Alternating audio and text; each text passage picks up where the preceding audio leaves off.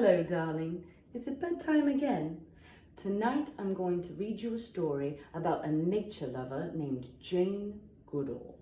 When Jane was a little girl, her father gave her a stuffed chimpanzee named Jubilee. She carried him wherever she went. Jane loved animals. She wanted to live in the jungle with the wild chimpanzees, just like the heroes of her bedtime stories, Tarzan and Jane. At night, her mother read her their adventures. But Jane couldn't afford to go to college to study animals, so she would have to study them in her own way. She saved every penny she could until she could buy a boat ticket to Kenya in Africa.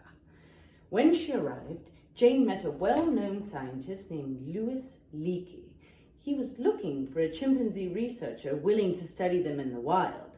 He thought that they could learn about humans by studying apes.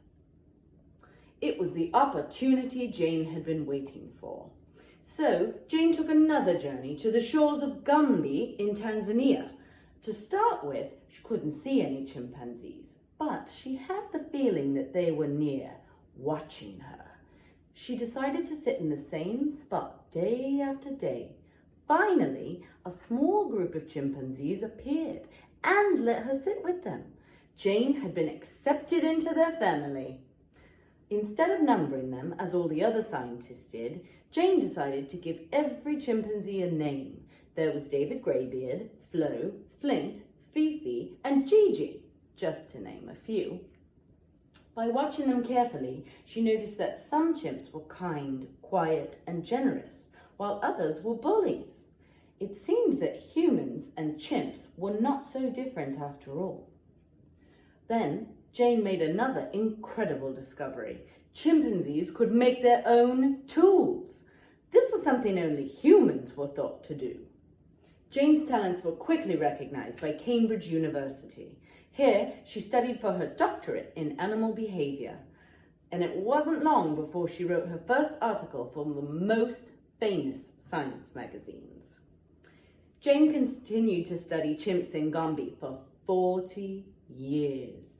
But jungles were starting to disappear across Africa, which was dangerous for all animals. She knew she had to do something.